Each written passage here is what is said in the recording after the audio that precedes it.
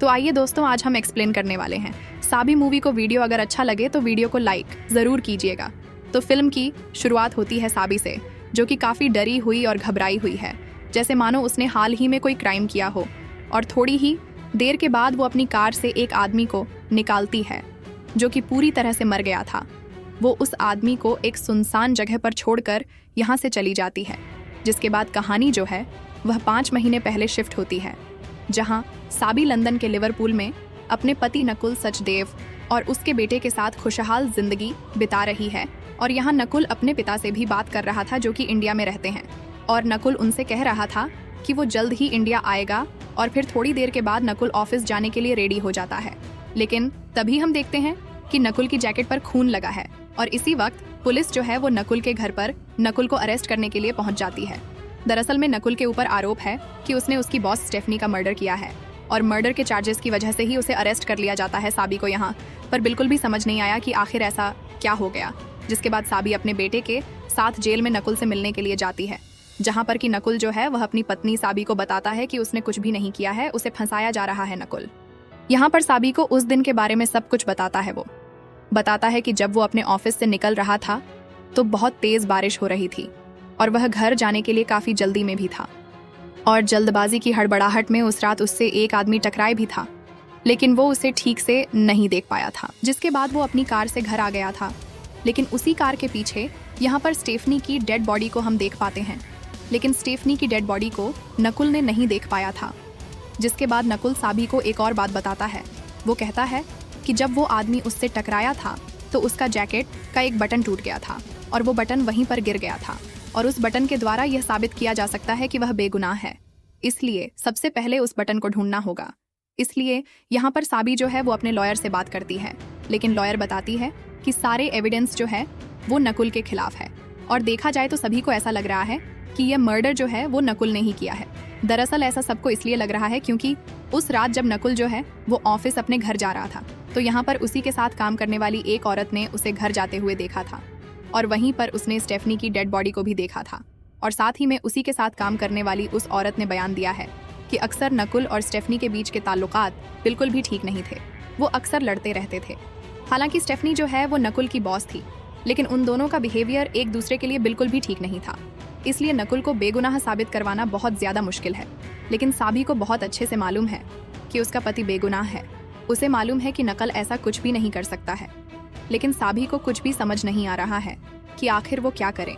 जिसके बाद जेल के सीन को देख पाते हैं, जहाँ पर कि नकुल के पास कुछ लोकल गुंडे आते हैं, और वो दरअसल में नकुल को कुछ ड्रग्स की पुड़िया छिपाने के लिए कहते हैं, क्योंकि नकुल यहाँ पर नया है और उस पर कोई भी शक नहीं करेगा, क्योंकि उन गुंडों की तो अक्सर तलाशी होती रहती है। लेकिन यहाँ पर नकुल जो है वो साफ साफ मना कर देता है। और फिर हम साबी को देख पाते हैं, जिसके पास हॉस्पिटल से कॉल आता है, और उसे बताया जाता है कि नकुल जो है वह हॉस्पिटल में है। ये बात सुनते से ही साबी जो है वो तुरंत ही हॉस्पिटल पहुंचती है, जहां पर कि हम देखते हैं कि नकुल को उन गुंडों ने बेरहमी से मारा था। नकुल बताता है कि जब वह जेल में था तो वो घर वालों के लिए लेटर लिख रहा था, लेकिन तभी पीछे से वो गुंडे आए और वो उसे बेरहमी से मारने लगे। वो इसलिए क्योंकि नकुल ने उन गुंडों की ड्रग्स की पुड़िया छिपाने से साफ मना कर दिया था, लेकिन उन गुंडों की कंप्लेंट कर दी गई थी, इसलिए उन गुंडों को दूसरे जेल में शिफ्ट कर दिया गया है। लेकिन साबी जानती है कि एक बेगुनाह इंसान के ऊपर इतना जुल्म तो नहीं होना चाहिए, इसलिए वो प्रिजन ब्रेक के बारे में जानकारियां लेना शुरू करती है। तो आगे हम देखते हैं कि साबी जो है वो प्रिजन ब्रेक के बारे में गूगल पर बहुत अच्छे से स्टडी करने लगती है। वह कई सारी बुक्स भी लेती है।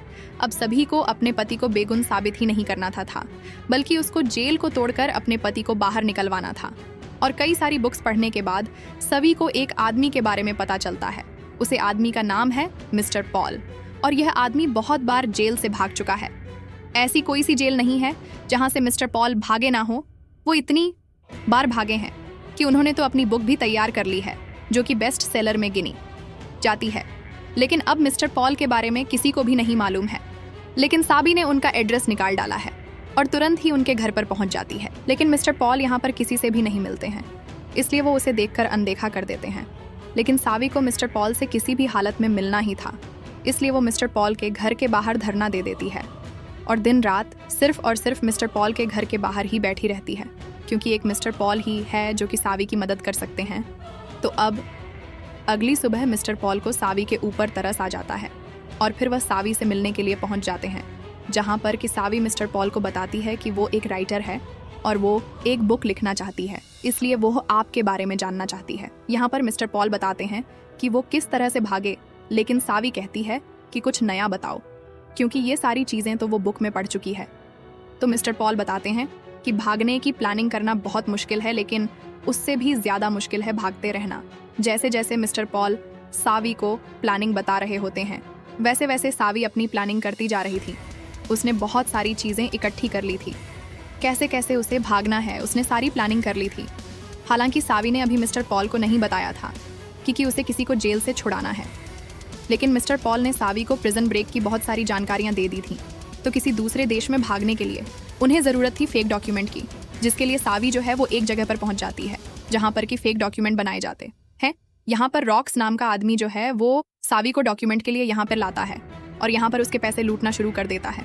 वो उसे मारते भी हैं, लेकिन तभी यहाँ पर मिस्टर पॉल आ जाते हैं। वो बताते हैं कि वो एक डिटेक्टिव है और वो अगर इस लड़की को नहीं छोड़ते हैं तो वो उसे जेल में बंद कर देंगे। वो जैसे ही उनके पास आते हैं तो वो उन्हें करंट लगाकर बेहोश कर देते हैं और यहाँ पर अब उन्हें समझ आ गया था कि सावी की कोई बड़ी प्रॉब्लम है। तब यहाँ पर सावी उन्हें बताती है कि उसे अपने पति को जेल से छुड़ाना है, वो एकदम बेगुनाह है। तब मिस्टर पॉल यहाँ पर सावी को सुझाव देते हैं कि जेल से भागना कोई हलवा नहीं है, ये एक बहुत बड़ी प्रोसेस है। जेल से भागने के लिए एक अच्छी प्लानिंग ही काम नहीं आती है, बल्कि एक अच्छा लक भी काम आता है। अगर तुम अच्छी प्लानिंग कर भी लेती हो तब भी तुम जेल से नहीं भाग सकते हो। लेकिन यहाँ पर सावी जो है वो मिस्टर पॉल को मना लेती है।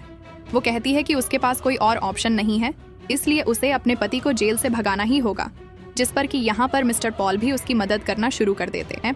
अगले दिन मिस्टर पॉल सावी से मिलते हैं और वो उन्हें नकली पासपोर्ट देते हैं और मिस्टर पॉल यहाँ पर बहरूपिया के रूप में आए थे, क्योंकि यहाँ पर सीसीटीवी कैमरे लगे हुए हैं और मिस्टर पॉल जेल से इतनी बार भागे हैं कि पुलिस वाले तो उन्हें देखने के लिए तरस रहे हैं।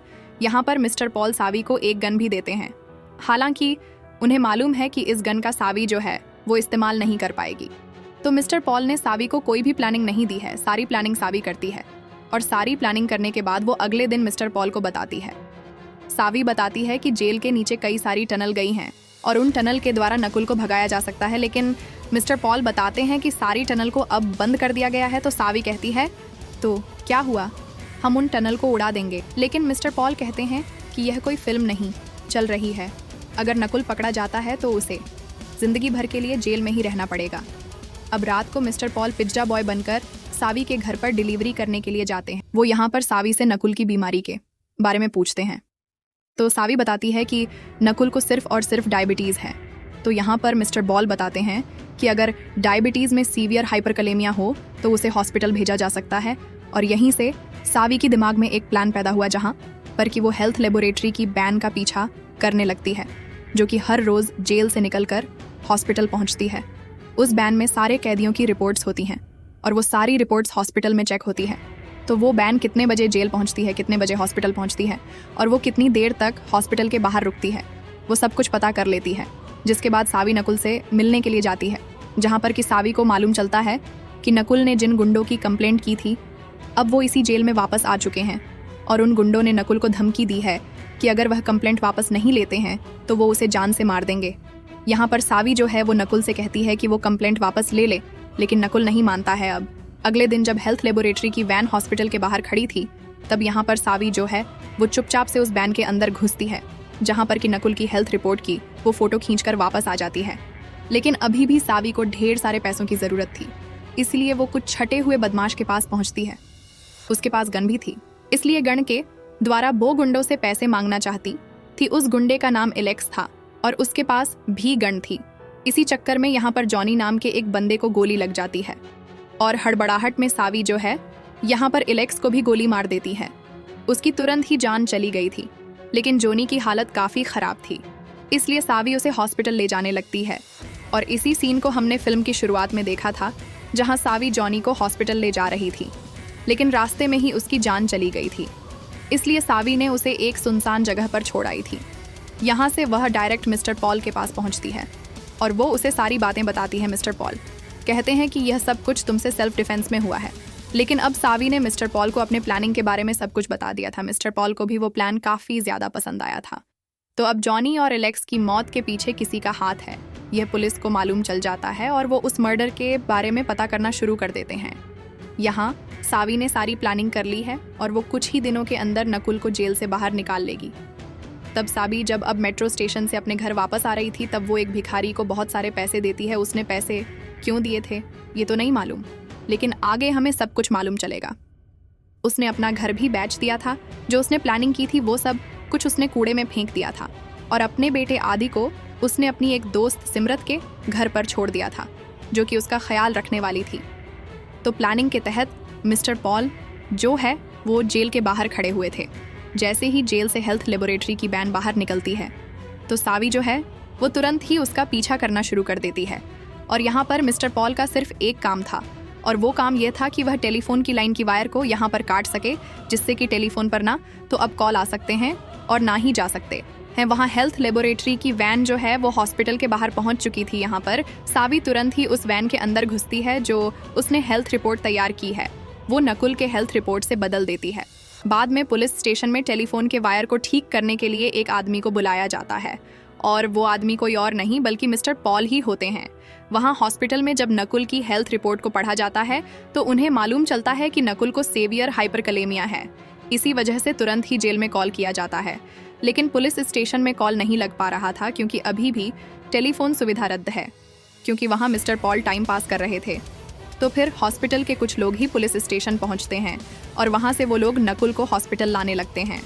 वहाँ पुलिस वालों ने इन्वेस्टिगेशन के दौरान यह पता कर लिया है कि सावी ने एलेक्स और जॉनी के मर्डर किए हैं। यह बात जब आयशा को मालूम चलती है तो वो तुरंत ही सावी के घर पर जाकर जांच पड़ताल करना शुरू करते हैं। और यहाँ नकुल को हॉस्पिटल ले जाया जा रहा था, उनके पीछे सावी भी थी। और यहाँ पर आयशा अपने लोगों के साथ सावी के घर पर पहुँच चुके थे। उन्हें सावी की दीवारों को देखकर ये बात तो मालूम चल चुकी थी कि सावी कुछ प्लानिंग कर रही थी। और उन्हें मालूम चलता है कि नकुल को हॉस्पिटल ले जाया गया है, तो वो तुरंत ही हॉस्पिटल की तरफ भागते हैं। और यहाँ सावी ने डॉक्टर का गेटअप ले लिया था। वो तुरंत ही नकुल के पास पहुँचती है, जहाँ पर कि कुछ पुलिस वाले थे। वो उन्हें वहीं पर बंधक बनाती है और यहाँ से नकुल के साथ भागने लगती है। नकुल उसे कहता है कि तुम ये क्या कर रही हो, लेकिन सावी उससे कहती है कि अगर वो आज नहीं भागे तो वो जिंदगी में कभी नहीं भाग पाएंगे।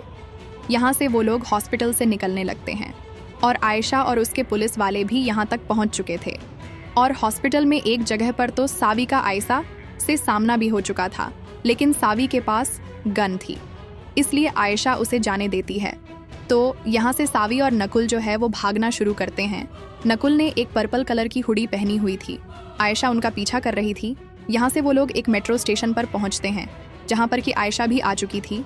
और वो देखती है कि मेट्रो में किसी ने पर्पल कलर की जैकेट पहनी हुई है, जो कि नकुल ने पहनी थी।